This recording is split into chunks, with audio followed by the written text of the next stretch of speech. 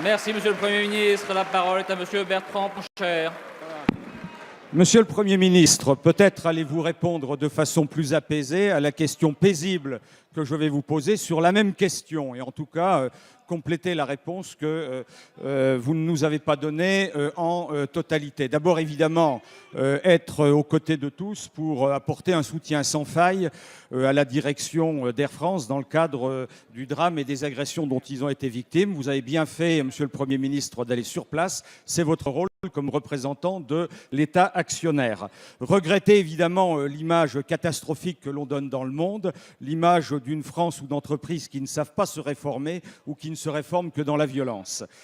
Vous questionnez, et c'est ça l'essentiel, sur la stratégie précise de l'État dans ce domaine. Vous venez tout à l'heure, Monsieur le Premier ministre, tout de suite d'y répondre sur une première question. C'est un soutien sans faille à la direction d'Air France, dont acte.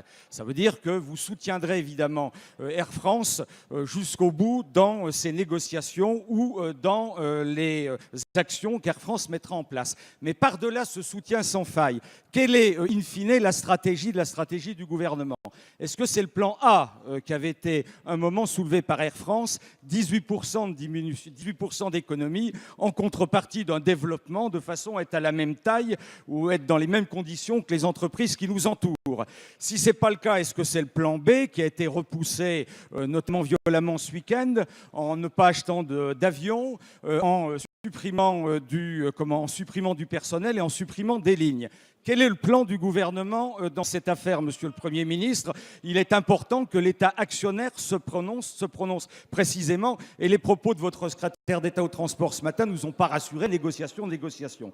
Et enfin, quel accompagnement l'État entend-il mettre en œuvre? Air France dit on a beaucoup d'efforts à faire. Eh bien, on est entouré par Aéroports de Paris qui gagne de l'argent, on paye beaucoup d'impôts, c'est très compliqué. On a besoin de l'État pour nous accompagner. Comment allez-vous accompagner Air France dans cette situation difficile?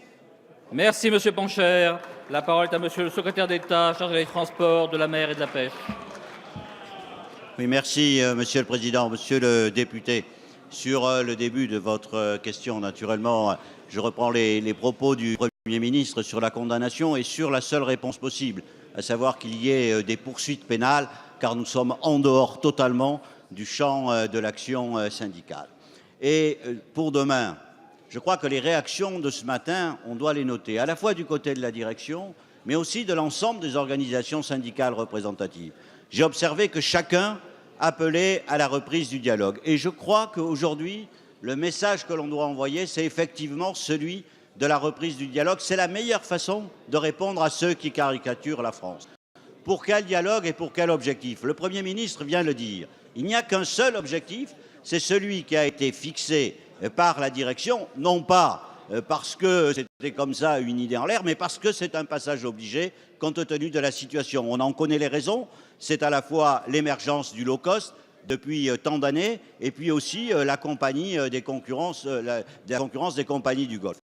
L'objectif, il est unique. Pour y parvenir, il y a deux chemins. C'est ce qu'a dit la compagnie. Soit la négociation, c'est ce que vous appelez le plan A, soit le plan B. Mais le plan B, c'est lorsque la négociation n'a pas échoué. Et la seule façon que ce soit le plan A, qui est quoi? C'est le même objectif, mais c'est le partage de l'effort entre tous. Tandis que dans le plan B, c'est le partage de l'effort pour quelques-uns, c'est-à-dire ceux qui seront licenciés. Naturellement, si on peut arriver à cet objectif de la direction, qui est celui que nous soutenons par la négociation, alors faisons-le. Tout le monde ce matin a appelé à la négociation, qu'elle reprenne, mais l'objectif reste le même, c'est bien de retrouver de la compétitivité pour demain retrouver de la croissance pour Air France. Merci, Monsieur le ministre. La parole est à Monsieur Pierre Lellouche.